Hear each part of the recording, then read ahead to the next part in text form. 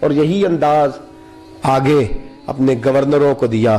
حضرت سعید بن عامر رضی اللہ تعالیٰ عنہ آپ کے گورنر ہیں, حمص کے گورنر ہیں.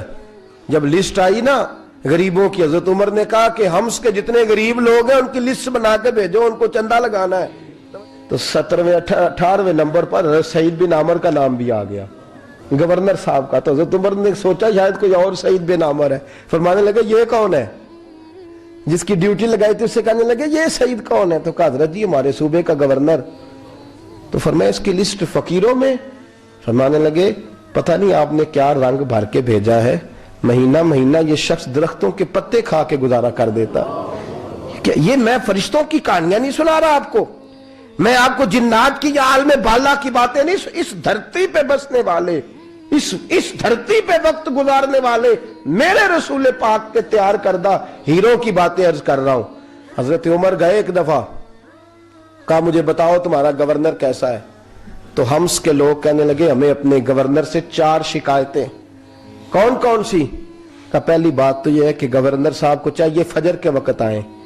یہ سورج نکل آتا ہے تو باہر آتے ہیں گھر سے, سورج نکل آتا ہے تو آپ کہہ کے تو دیکھیں کسی معمولی سرکاری ملازم سے بھی, پھر آپ دیکھیے آپ کا کیا بنتا ہے. کہا یہ سورج نکلتے وقت آتے ہیں. دوسری شکایت یہ ہے کہ دن کو ملتے ہیں رات کو نہیں ملتے. تیسری شکایت یہ ہے کہ مہینے میں ایک دن ملتے ہی نہیں گورنر صاحب. چوتھی شکایت ہے کہ روتے ہیں, کبھی کبھی اتنا روتے ہیں کہ بے ہوش ہو جاتے ہیں. حضرت فاروق اعظم نے کھڑا کر لیا, فرمایا سعید تیری شکایات آئی ہیں. کہ حضور حکم. فرمایا سنا ہے, پہلے تو فجر کے وقت آ جاتا تھا لوگوں کے مسائل سننے, اب تو سورج نکلتے وقت آتا ہے. کہا حضور بیوی بیمار ہو گئی ہے اور گھر میں نوکر تو ہے کوئی نہیں, تو میں سویرے اٹھتا ہوں تو پہلے ناشتہ بناتا ہوں, بچوں کو کھلاتا ہوں. اس عورت نے 35 سال میرے ساتھ وفا کی ہے, اب چارپائی پہ ہے تو میں اس کے منہ میں لقمے ڈالتا ہوں. کہا اسے کھانا کھلا کے جب وہ دعا دیتی ہے تو پھر نکلتا ہوں. تو کہا سنا ہے تو ہفتے میں ایک دن ملتا ہی نہیں, مہینے میں. کہنے لگے حضرت جی جب مدینے سے آیا تھا تو ایک کرتا اور ایک تامد ساتھ لایا تھا, مجھے آج 2.5 سال ہو گئے ہیں, میں نیا لباس نہیں خرید پایا.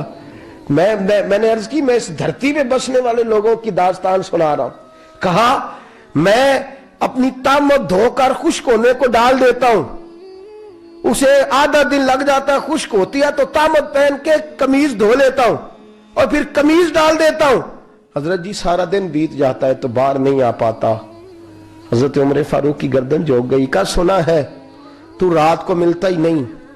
یہ لفظ کہے تو حضرت سعید بن عامر کہنے لگے یہ میرا راز تھا, آپ میرے امیر نہ ہوتے تو کبھی فاش نہ کرتا. دن میں نے بندوں کے لیے رکھا ہے, رات اپنے رب کے لیے رکھی ہوئی ہے. میں رات کی تنہائیوں میں اپنے کریم کی بارگاہ میں جاتا ہوں اور میں سارے دن کے گناہوں کی معافی مانگتا ہوں. میں اپنی غلطیوں کی تلافی کا سوال کرتا ہوں, اس کے حضور جاتا ہوں, اسے دکھڑے سناتا ہوں. رات میری اس کے لیے بیت جاتی ہے. حضرت عمر کی اور گردن جھک گئی. فرمایا یہ بتا کہ تو ملتا ہی نہیں, کبھی کبھی تو روتا ہے اور بے ہوش ہو جاتا ہے. حضرت جی 40 سال کی عمر میں کلمہ پڑھا ہے, جب 40 سال کے پچھلے گناہ یاد آتے ہیں تو کہا پھر میں ضبط نہیں کر پاتا.